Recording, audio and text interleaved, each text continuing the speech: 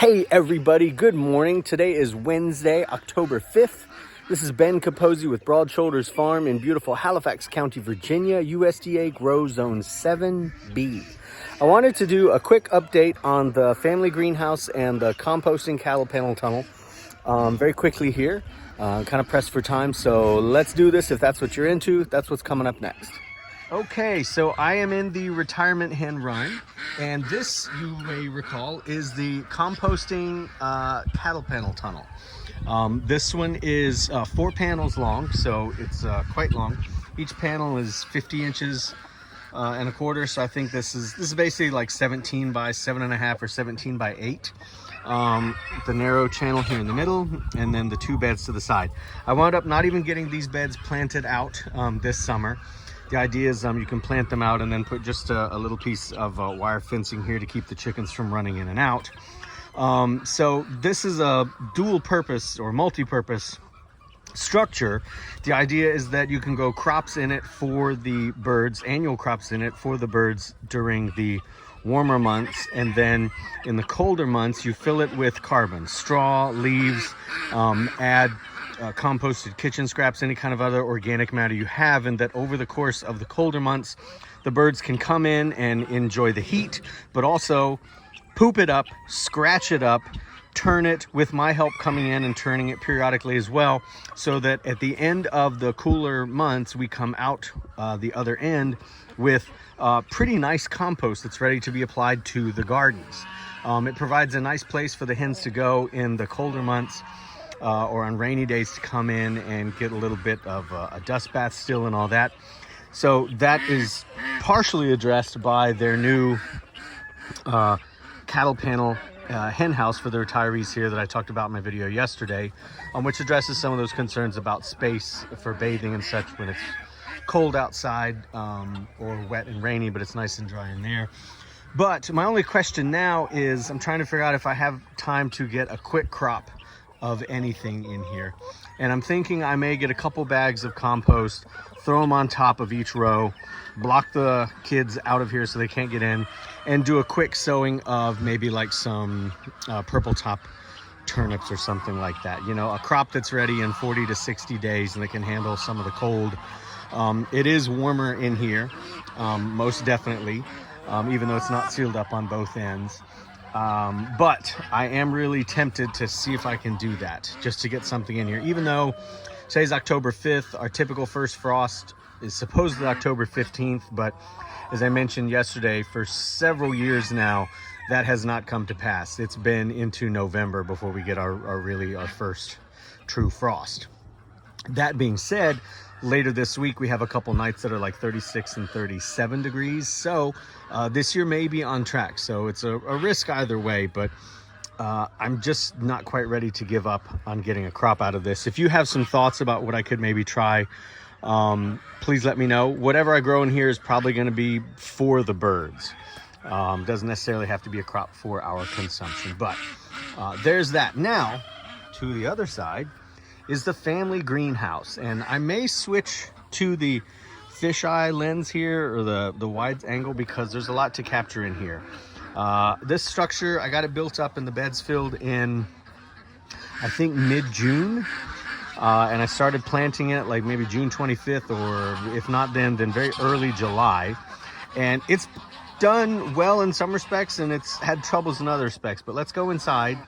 Let me see what happens when I flip this. I think it's a little better. Hey Red, hi buddy. The chickens have been pecking through and eating the bits of sweet potato vine that have creeped over the edge here, but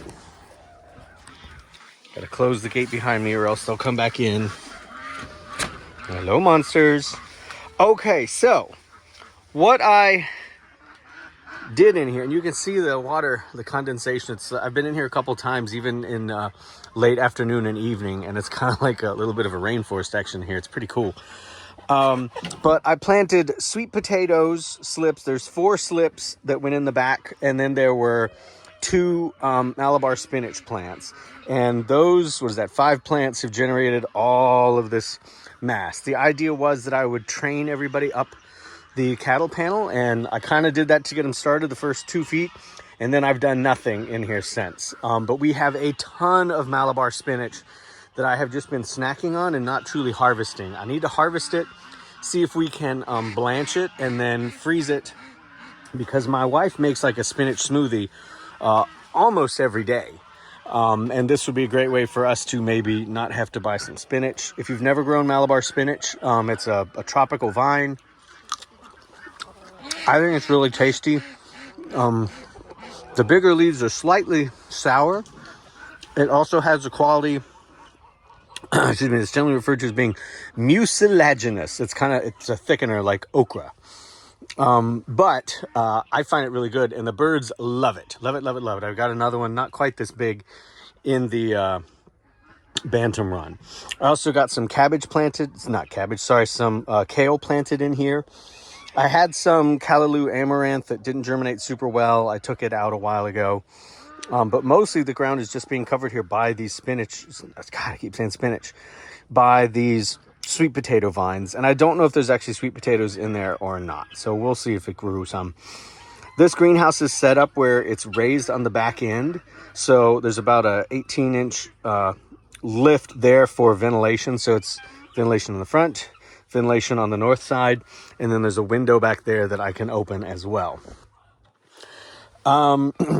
It went through a period about 4 or 5 weeks ago where all the lush greens in here got decimated by some sort of bugs. I'm not really up to speed on my pests, so I don't know exactly what it was that did it, but it pretty much ruined all the greens in here. And I was like, well, dang, I'm not gonna be able to get any of this. Like my Chinese yodfa, it's still like just been hollowed out. But it did the same thing to this kale, and then a couple weeks later, the kale just bounced back absolutely like gangbusters. So this looks great. Again, this is our family greenhouse, so this is just stuff for us to eat.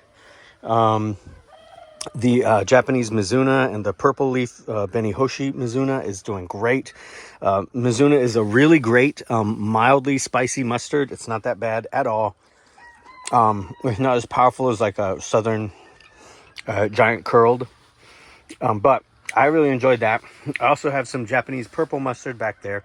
I planted these super densely to their detriment, and I didn't really thin, to their detriment. So that created some problems. The tomatoes, I was in here looking yesterday and I was saying I'm just going to take all these out because they haven't set any fruit. It's first week of October. I don't think it's going to happen. But then I started looking, and even though I haven't maintained these very well, there is a really nice little dark cherry tomato. Lots of flowers, but not a lot of fruit forming. So I'm going to let these ride. I'm just going to let it go and we'll see what happens. I may come in here and do just a little bit of pruning to see if that helps any. But there are a few little fruit set. And some of these are cherry type tomatoes. And some of these are, I think, Cherokee purple tomatoes. So I don't know if the Cherokee purples are going to do anything.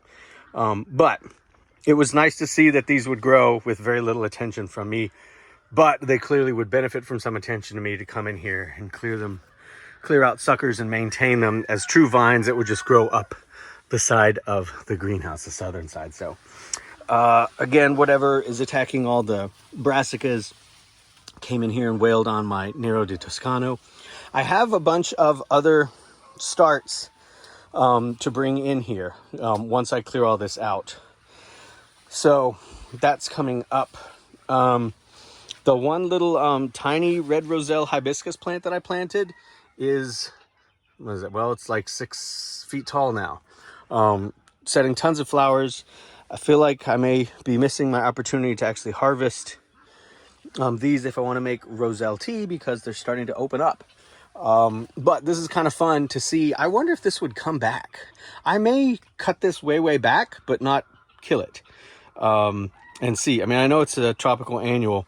The leaves, surprisingly good. The young tender leaves, lemony, but not like sour. Like lemony, like it just feels really bright in your mouth in a very pleasant way. I like it a lot. I don't really know much about Caribbean cooking, but I do know that this apparently is a good ingredient for that. There's actually a little Caribbean food truck in town, and maybe I'll contact that guy and see if he's interested in any of this, just as a gift if it's something he can work with. Yeah. God, bright. Great flavor. The Malabar spinach is setting, I don't know, about 1 billion seeds. They're not really ready until they're dark and black like that. I don't think the seeds are particularly delicious. When I look at accounts of them, it's mostly people talk about using them as a powerful dye, which is neat, but not really what I need right now. But still, it's interesting. So that's what's going on in here. It needs to be cleared a little. And sorry, I saw this big mass and I was like, oh my God, is there a dead chicken in here somehow? But no, it's Chijimasai, which is a really delicious, nutty, oh yeah. Yeah, I need to come in here and clear this vine out and let that Chijimasai go, because let it grow, because that is a really tasty green and I need to plant some more. So that's what's going on in here. If you have tips for things I've done right, things I've done wrong, things I could do to improve it, suggestions for what maybe to come in next, would be much appreciated. Helpful critique, always welcome. Questions, always welcome.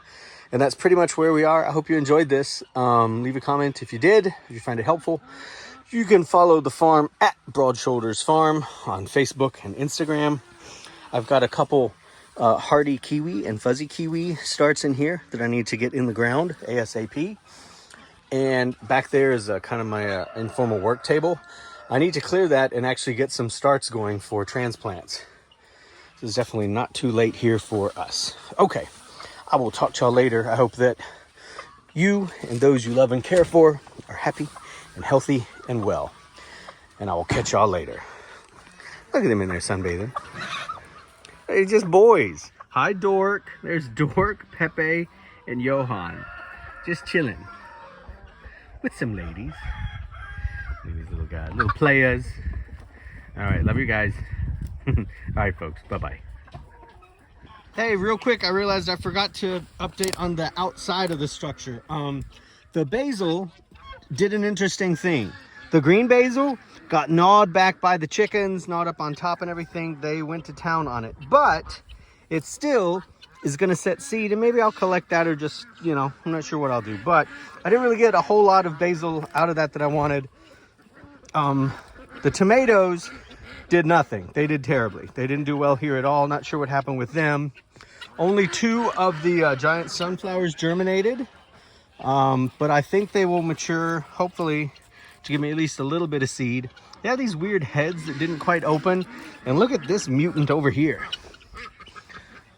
Like, they're kind of open over there, but then there's like 2 additional flowers up here. Like, I don't know what happened on that, but I'm gonna let it germinate. But the interesting thing with the basil is the purple basil was untouched. Neither the ducks nor the chickens noshed on it much at all. And it got huge and big, and is really delicious, and is getting ready to set seeds. It's had little flowers for the bees to enjoy, but I'm still gonna use this space next year as well. I'll probably sow basil again, maybe all purple basil, get the tomatoes done a little better, get the sunflowers in earlier, and that'll be that. Okay, bye-bye.